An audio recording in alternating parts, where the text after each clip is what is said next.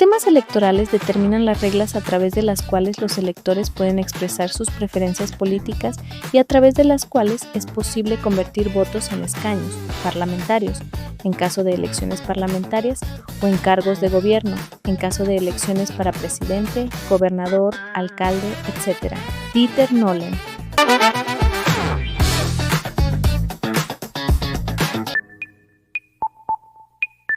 Bueno, el sistema electoral mexicano se basa en reglas establecidas desde la Constitución y a través de la normativa electoral secundaria y se dirige a regular, establecer los procedimientos por los cuales la representación política es posible. Es decir, la normatividad electoral que materializa el sistema electoral va a dar cuenta de cómo valen los votos, cómo se cuentan, qué se hace con ellos y cómo los votos vertidos en las urnas son convertidos en curules y cómo van a ser repartidos entre las distintas fuerzas políticas que alcanzaron representación en el Congreso después de haber superado el 3% de la votación, que es el umbral electoral, que también es parte del sistema electoral, que justo te dice qué partidos son los que tienen derecho a tener representación legislativa y cuáles no. Esto, claro, con la idea de que tiene que haber un respaldo popular para que haya partidos que accedan a estas prerrogativas. El sistema electoral mexicano actualmente viene de la última reforma electoral, donde se modificó el viejo sistema de mayoría relativa en 1976-77. Desde entonces, el sistema electoral mexicano es un sistema mixto. Esto quiere decir que combina la elección de mayoría relativa con representación proporcional.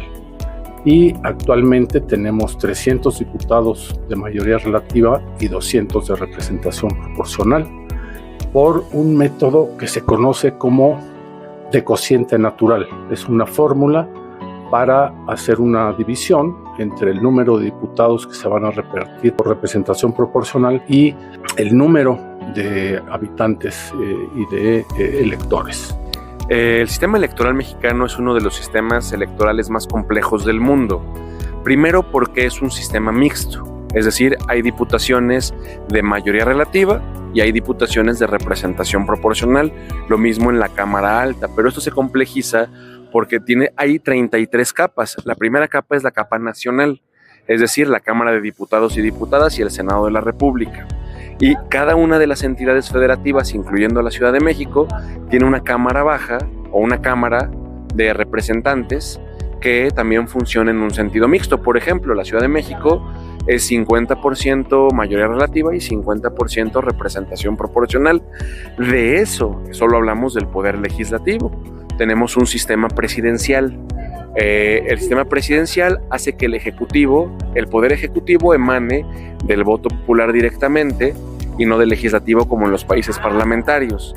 Eso quiere decir que la presidenta, la doctora Claudia Sheinbaum, a quien queremos mucho, ella emanó del voto popular, como emanó el mejor presidente, que es López Obrador, del voto popular, pero también las y los gobernadores emanan del voto popular con mayoría relativa, o sea, el que saca más votos gana. Entonces, los ejecutivos, tanto nacional como locales, emanan del voto popular, el legislativo también, con ese sistema mixto. En el caso del Senado también tenemos las dos fórmulas. Tenemos diputados de representación proporcional y diputados de mayoría relativa. Y esto llegó a México mucho tiempo después de que se hubiera implementado para la Cámara de Diputados. Esto fue en 1994, esto último, la aplicación de la representación proporcional para el Senado. Y en cada ocasión, tanto en 1976, 77 como en el 94, se ha tratado de una coyuntura en la que el papel de la oposición ha jugado un papel muy importante para modificar lo que llamamos genéricamente el sistema electoral, que son estas fórmulas de reparto de los puestos de representación. Como todos saben, en el caso de la presidencia, solamente existe el sistema de mayoría relativa. Puede ganar el candidato o la candidata, ya sea por un voto, por 1 millón de votos o por 100,000 votos. Esto no hace ninguna diferencia, ¿no? Es un sistema complejo porque además funcionan con acciones afirmativas, es decir, hay candidaturas que tienen que tener, los partidos tienen que proponer personas de la comunidad LGBTIQ+, personas de edad avanzada o mayores, adultos mayores me refiero, con mucho respeto siempre, personas con discapacidad, migrantes, jóvenes, que son esas cuotas, pero también desde 2019 en México el principio de paridad en todo, que implica que todos los partidos políticos tengan al menos 50% de mujeres en sus candidaturas y 50% de hombres, al menos 50% de mujeres. Y eso ha llevado que haya paridad en las gubernaturas, en la Cámara de Diputadas y Diputados, en el Senado de la República. Entonces, así funciona, es bien complejo. El sistema electoral también se va a encargar de establecer pues, todos aquellas sanciones cuando se incurre en comportamientos que pretenden coartar o tergiversar el deseo de la población que va a votar, de la ciudadanía que va a votar, y respecto a quién quiere que le represente, qué partidos quiere que le represente, qué personajes van a ser. Ya sabemos, los delitos electorales, el clientelismo y demás cosas también son castigadas por el sistema electoral en la medida en que se encarga justo de garantizar o de por lo menos de tratar que haya una correspondencia más o menos perfecta, más o menos veraz entre los votos, los curules asignados, entre los votos y quienes son finalmente quienes van a tomar el control de los cargos de representación popular. ¿Qué más podemos decir del sistema electoral mexicano?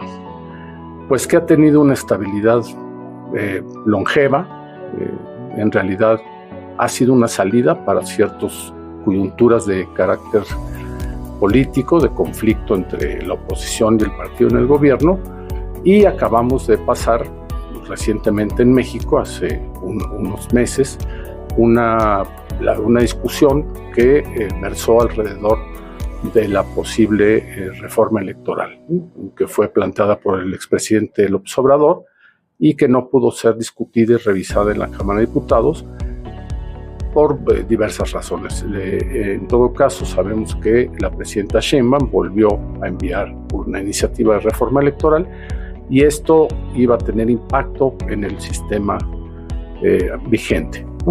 No prosperó en algunos sentidos y lo que tenemos pues es este esquema mixto, tanto para el Senado como para la Cámara de Diputados. El sistema electoral mexicano se puede hacer una periodización desde distintas perspectivas. La primera podría ser una de carácter general en función del régimen político existente en cada etapa histórica. La forma de organizar las elecciones nace en la Constitución de Cádiz de 1812 y esa forma de organizar las elecciones en que la responsabilidad fundamental está en los ayuntamientos va a existir a lo largo de toda la legislación electoral del siglo XIX y en el siglo XX va a llegar hasta 1946. O sea, es un sistema electoral federal extremo, porque las autoridades federales no actúan en la organización de las elecciones, sino son los ayuntamientos los que organizan las elecciones federales y las elecciones locales. Entonces, ambas actividades las realizan estos órganos de gobierno. Ahora, ¿qué sucede? Que esta lógica se rompe en 1946 y se dividen las funciones y las competencias. A nivel federal, las elecciones federales de diputados federales, de senadores y de presidente de la República las organiza el gobierno federal a través de la Secretaría de Gobernación por medio de una comisión electoral. Y en el caso de las elecciones de gobernadores, de ayuntamientos y de diputados locales, son los gobiernos estatales los que se encargan de organizarlos. Pero hay una característica, se pasa de un modelo federalista extremo que tiene su explicación histórica, claro, y de comunicaciones y dificultades logísticas. Se pasa a un sistema dual, pero se mantiene la división entre competencias federales y locales. O sea, cada quien, o como se dice popular, cada chango en su mecate, ¿no? O sea, las autoridades federales organizan las elecciones federales y las autoridades locales organizan las elecciones locales, pero se mantiene un sistema con un modelo federalista.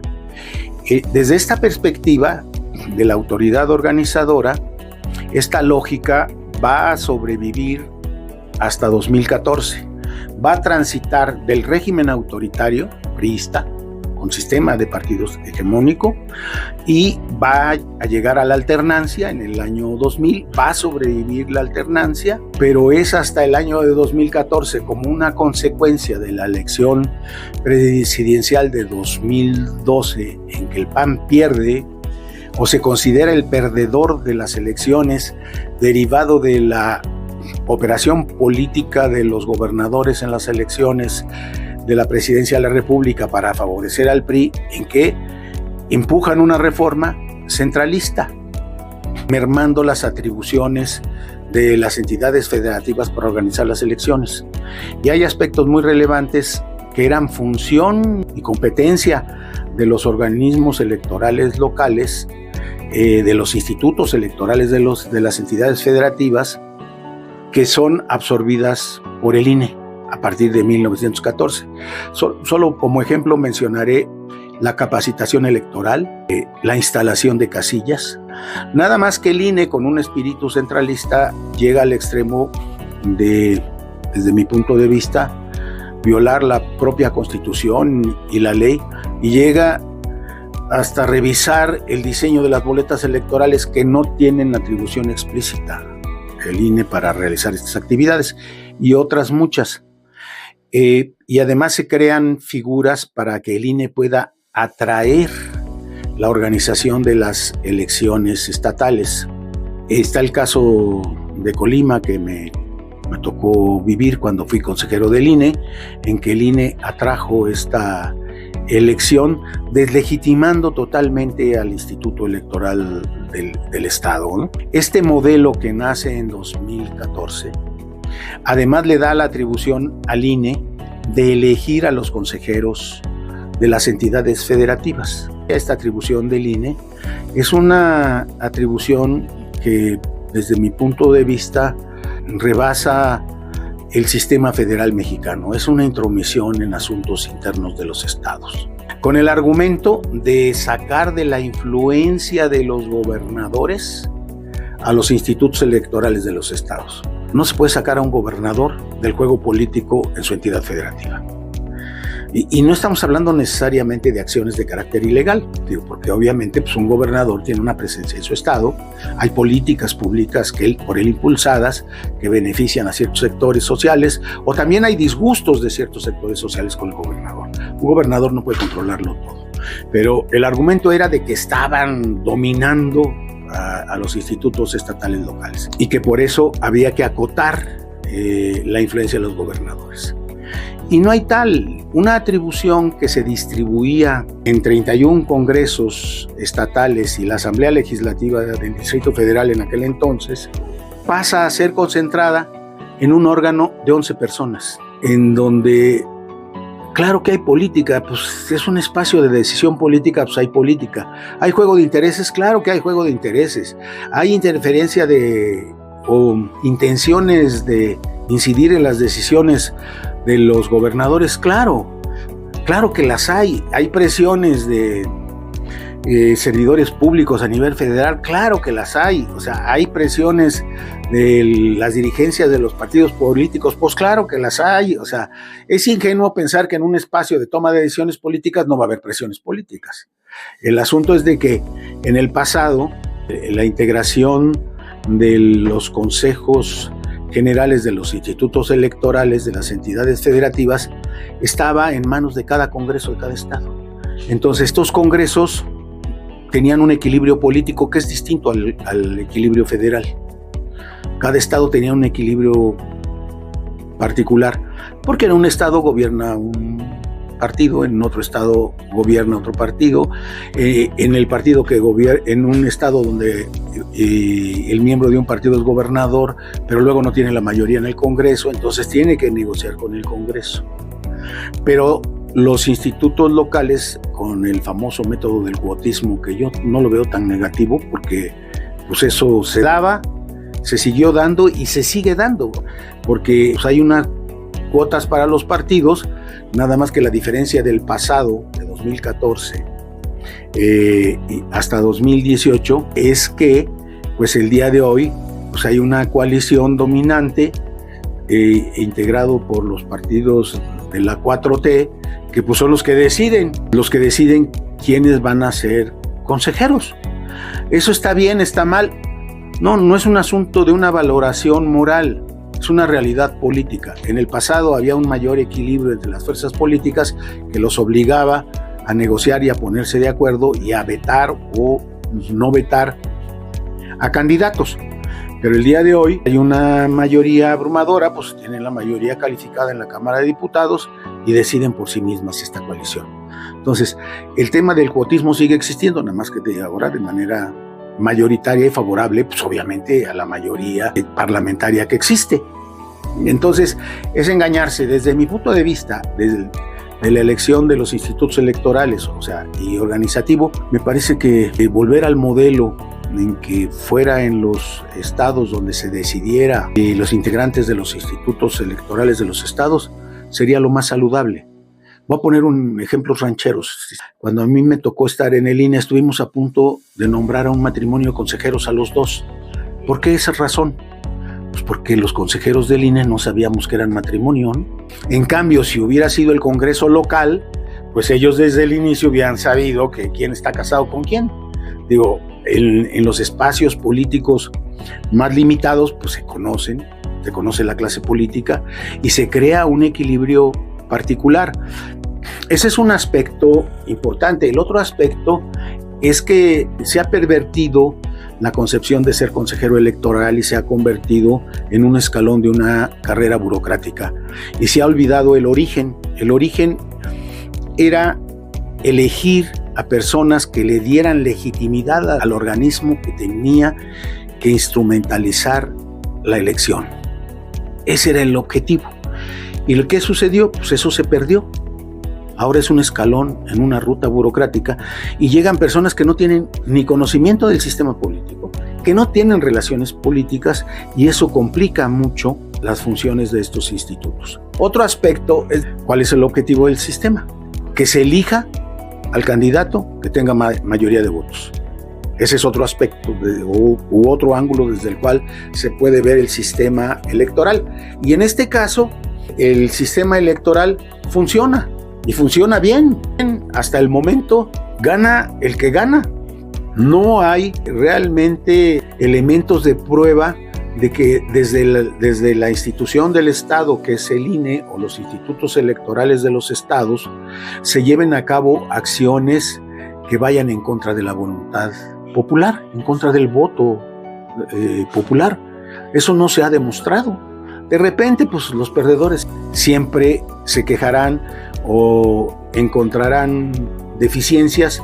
Deficiencias yo creo que sí existen, errores hay, claro que hay errores, pero una acción concertada para desvirtuar el sentido del voto, como lo hubo en el pasado de la hegemonía del PRI, no, ese fenómeno no se ha dado hasta el momento. Lo que se ha dado es el clientelismo electoral.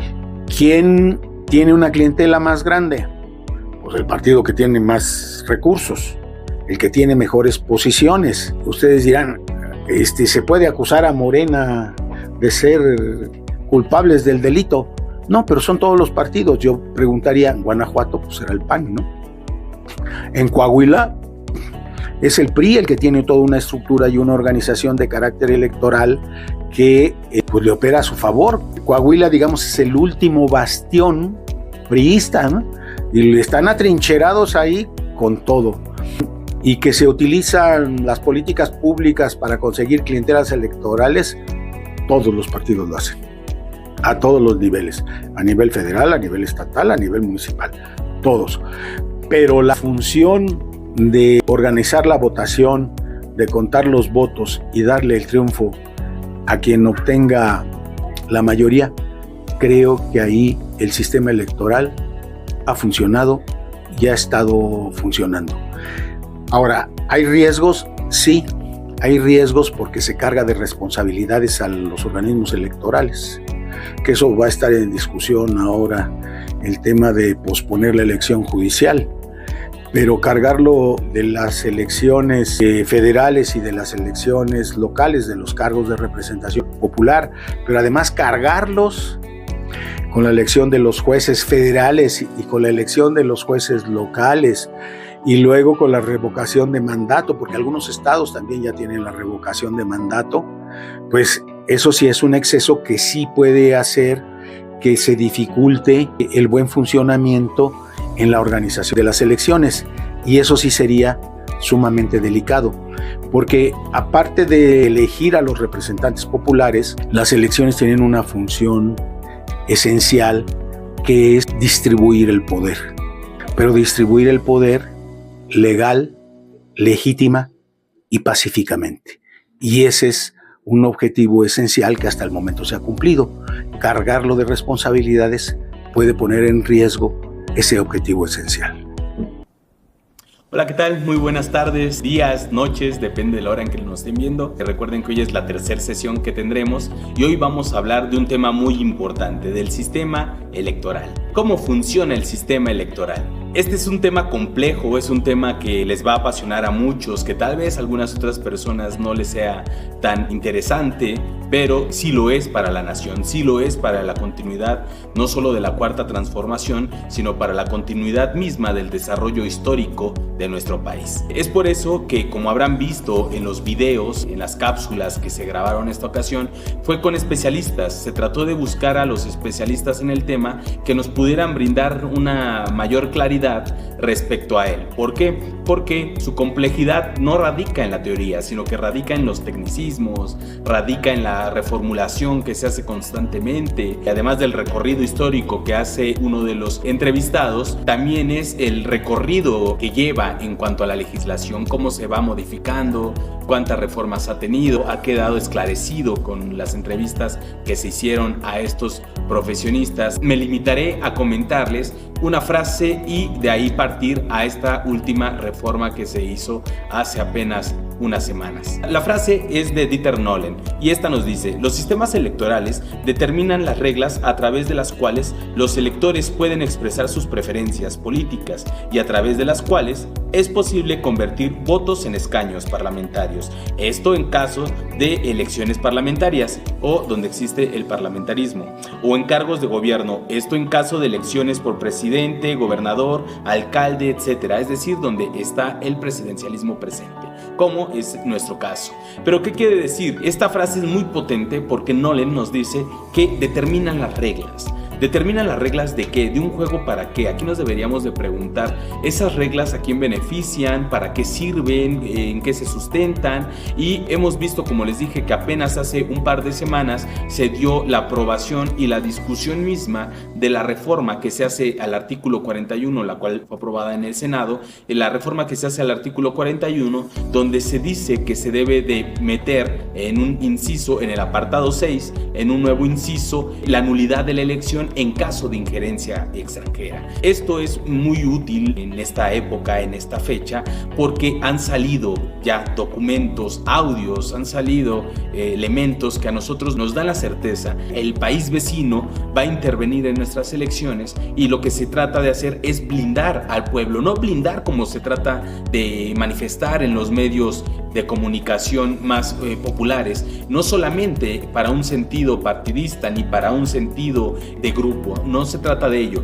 sino para blindar al pueblo, que el pueblo quede realmente respaldado ante las leyes y que el pueblo siga siendo quien ostente la soberanía, como lo vimos en la sesión pasada. Esta modificación que se hace al artículo 41 responde justo a estas reglas que determinamos en nuestra nación, pero estas reglas deben de ser determinadas conforme a los contextos, y nuestro contexto es el de la no intervención, el de evitar la injerencia extranjera y el de que siga el pueblo en el poder, porque justo nosotros en nuestro partido o movimiento no gobernamos para el pueblo gobierna para sí y vamos y se va de la mano. No es que solamente sea el partido que busque los lugares de poder para ejercerlo, sino que el partido busca esos lugares para que el pueblo pueda ejercerlo. Estas reglas que se determinan en nuestro sistema electoral, además de responder al contexto actual, también responden, por supuesto, a la cultura y a las necesidades de nuestro pueblo.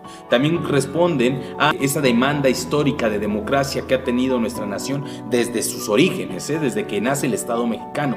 Entonces, hablar de sistema electoral es hablar de las reglas del juego para poder seguir manteniendo la democracia a flote, para poder seguir manteniendo la participación popular continua, formada e informada, y para, por supuesto, seguir haciendo llegar los beneficios a toda la población. Bueno, amigos, amigas, amigues, con esto estaríamos terminando. Como les comenté, el video sería corto y les recordamos que la próxima sesión, es decir, dentro de 15 días, nos estará acompañando para un tema crucial una compañera especialista en el tema que les va a encantar su presencia.